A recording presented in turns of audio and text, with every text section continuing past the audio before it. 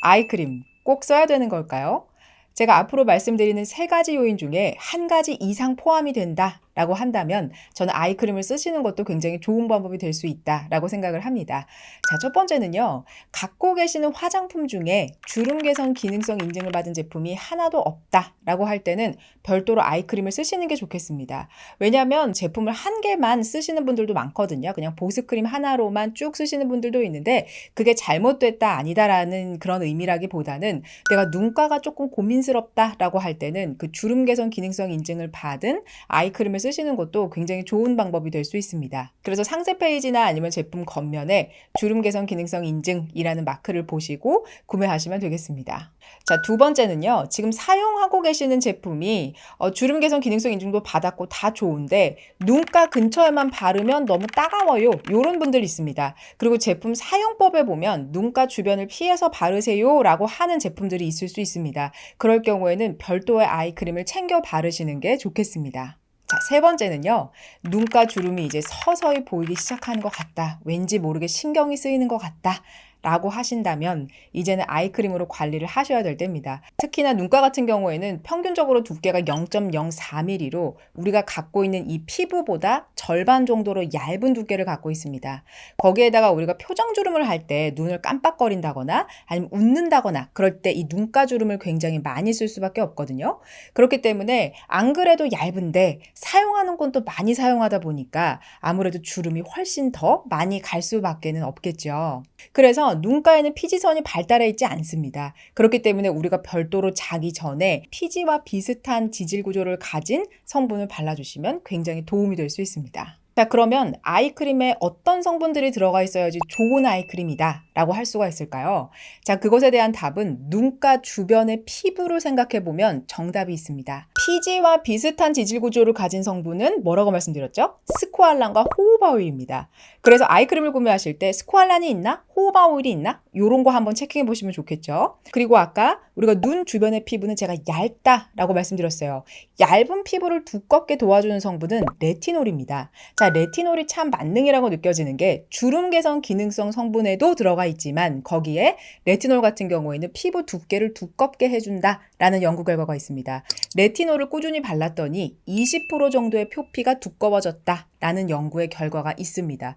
그러는 것처럼 레티놀을 갖고 계신다면 눈가 주변에도 잘 발라주시고 단 너무 높은 함량의 레티놀을 눈가 주변에 바를 경우에 너무 자극감이 심할 수 있어요. 차라리 그래서 아이크림 안에 레티놀이 포함되어 있거나 아니면 내가 아이크림을 바르면서 동시에 내가 쓰고 있는 레티놀을 눈가 주변에도 함께 발라주시는 것도 굉장히 좋은 방법이 될 수 있습니다. 아까 우리가 눈가가 굉장히 많이 움직이기 때문에 주름이 많이 생긴다고 했는데요. 눈가 주변을 사실은 촉촉하게 해주는 게 굉장히 중요한 포인트가 될 수 있겠죠.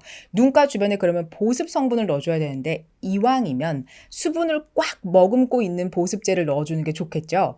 우리가 지금까지 이야기 나눈 것 중에 그런 성분은 두 가지가 있었습니다. 하나는 히알루론산이었고 또 하나는 판테놀도 그렇게 수분을 꽉 머금고 있는 기능을 해줍니다. 그래서 만약에 내가 판테놀 크림을 따로 갖고 있다. 아니면 내가 아이크림을 구매하고 싶은데 난 판테놀 크림을 쓰고 있지 않고 그럴 때는 나는 아이크림 안에 판테놀이 들어가 있는지 봐야지 이렇게 생각하시고 제품을 구매하시면 됩니다. 그래서 아이크림에 꼭 포함됐으면 좋겠다라고 하는 것들은 히알루론산과 판테놀도 생각해 두셔야 돼요.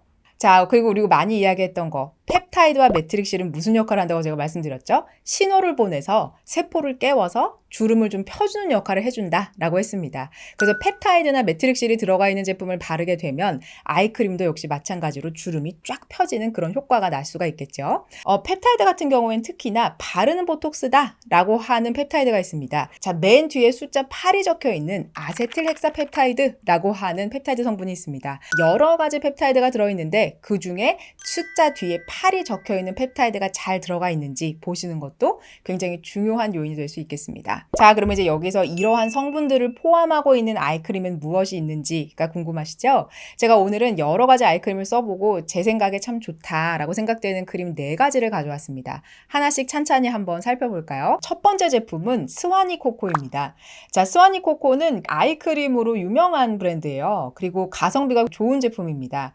자, 여기 안에 우리가 앞서서 말했던 성분들이 어떤 것들이 들어가 있는지 한번 볼까요? 자, 여기에는 인삼 켈러스 배양 추출물, 우리가 앞에선 이야기 나누진 않았지만 이 성분이 메인으로 들어가 있습니다.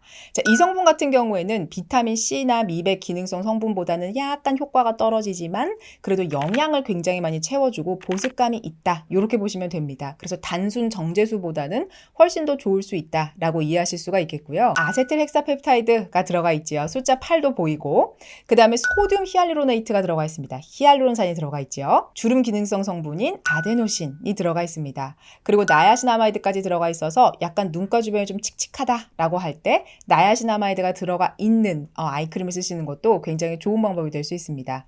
특히나 아이크림에서 할 수 있는 역할 같은 경우에는 무엇이 있을까요? 우리가 수분이 아무데도 달아나지 않게 꽉 좀 덮어주고 잡아주고 이런 역할이 필요한데 히알루론산이 들어가 있기 때문에 잘 잡아줄 것이고, 그리고 인삼 켈러스 배양 추출물이라는 것이 들어가 있어서 영양 공급까지 잘 될 것이다. 그래서 이런 분들께 굉장히 잘 어울릴 것 같아요. 20대 후반부터 난 좀 관리해보고 싶다. 그런데 너무 비싼 제품보다는 난 좀 가성비 있는 제품으로 그냥 나는 주름이 뭔가 시작되기 전에 미리 미연에 방지하고 싶다라고 할 때 이 제품을 쓰셔도 굉장히 도움이 될 겁니다.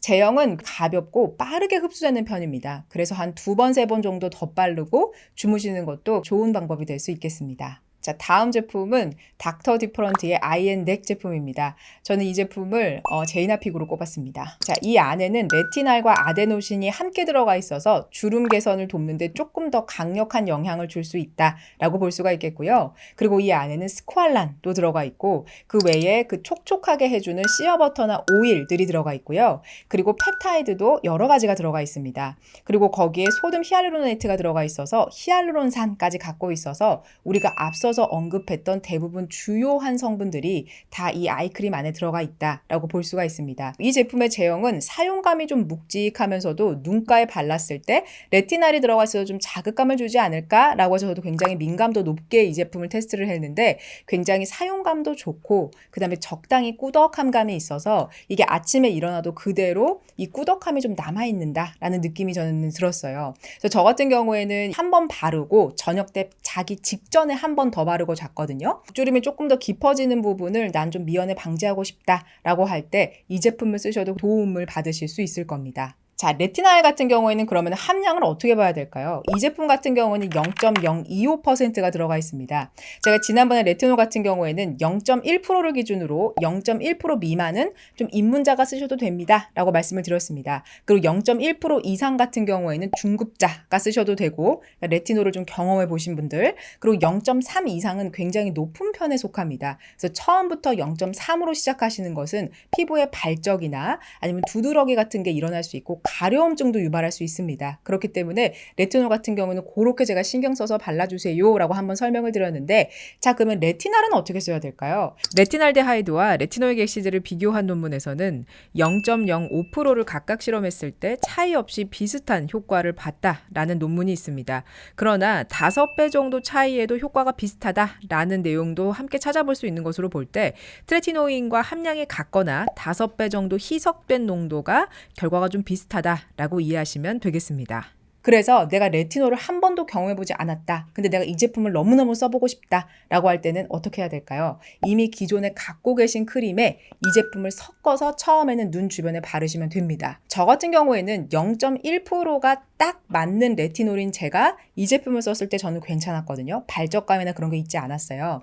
이 안에는 세라마이드 콜레스테롤 지방산까지 들어가 있어서 피부에 그런 장벽 개선해주는 성분이 들어가 있다 보니까 레티날이 조금 자극을 줄 수 있는 부분을 그 세콜지 성분이 조금 막아주는 역할을 해주기 때문에, 그래서인지 저는 이 제품에 너무 자극감이 있다 이런 느낌이 들지는 않았습니다. 그래서 이 제품을 쓰시는 게 그 눈가 주름 개선하는 데 있어서 굉장히 도움을 줄 거고, 특히나 촉촉함을 유지하는 데 있어서도 탁월한 역할을 해줄 겁니다. 제형은 적당히 꾸덕함이 있습니다. 노란색 제형이고요. 씨어버터까지 들어가 있기 때문에 굉장히 촉촉하다 이런 느낌이 들 수 있거든요. 그래서 눈가 주변에 충분히 1번, 2번 정도 바르시고 주무시는 것도 좋은 방법이 될 수 있습니다. 단, 이건 레티날 제품이기 때문에 절대로 처음부터 2번씩 바르지 마시고 괜찮다라는 느낌이 들었을 때 눈가와 목에 꼼꼼히 발라주시면 되겠습니다. 자, 그 다음 제품은 바로 설화수 아이크림입니다. 가장 비싼 제품인데요. 자, 비싼 만큼 얼마나 좋은지 한번 가서 볼까요?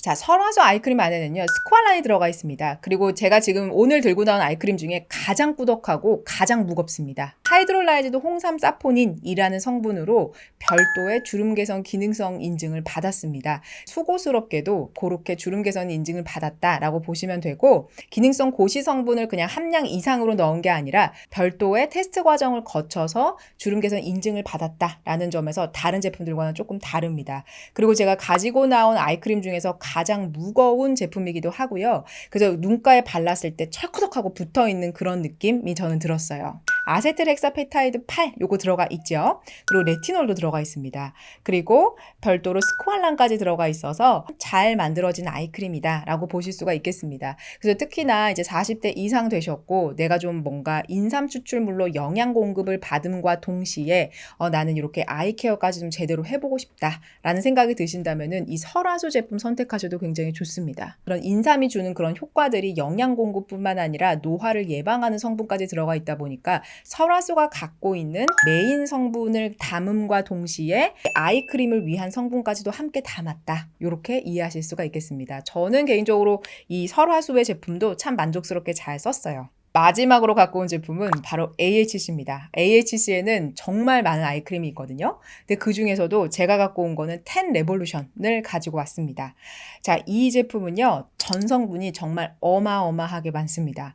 그래서 와, 여기에는 정말 다량의 영양 성분이 들어가 있구나 이렇게 이해하시면 되는데, 자, 여기서 주요한 것들만 우리가 한번 짚어보면, 자, 하이드롤라이즈드 콜라겐 추출물, 콜라겐이 가장 많이 들어가 있습니다. 자, 그리고 여기에는 병풀 추출물도 들어가 있고요.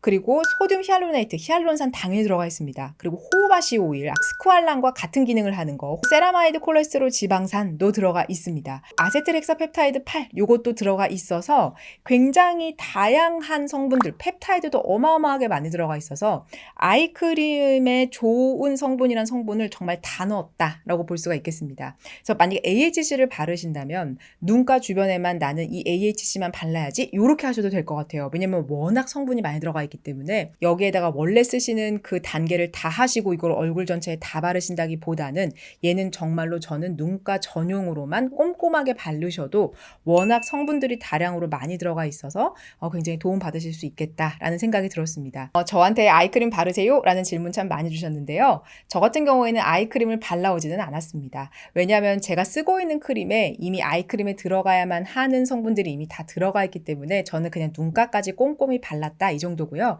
팁을 하나 드린다면은 전 눈두덩이까지 자기 직전에 저는 그냥 꾹 바르고 잡니다. 아이크림을 별도로 쓰지 않은 이유는 성분상의 큰 차이가 없기 때문인데요. 그러나 저도 이제는 눈가에 이제 주름이 막 보이기 시작하는 나이라서 이제부터는 눈가 관리를 해야겠다라는 생각이 들었고, 눈가 주름이 너무 내가 그 고민이 많다라고 할 때는 아이리쥬란 같은 시술도 있다라고 합니다. 그래서 아이리쥬란을 받고 그 다음에 아이크림으로 관리를 해보시는 것도 나의 어떤 심각한 고민을 해결할 수 있는 방법 중에 하나가 될 수 있습니다. 근데 너무 20대와 30대 분들이 막 그때부터 아이리쥬란을 받으실 필요는 없고, 어차피 아이리쥬란을 받아도 일시적일 수 있어요. 그게 막 영원히 주름을 펴주고 이러는 건 아니거든요.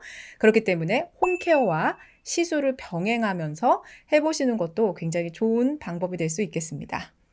오늘도 도움이 되셨다면 구독과 좋아요, 알림 설정까지 부탁드릴게요. 고맙습니다.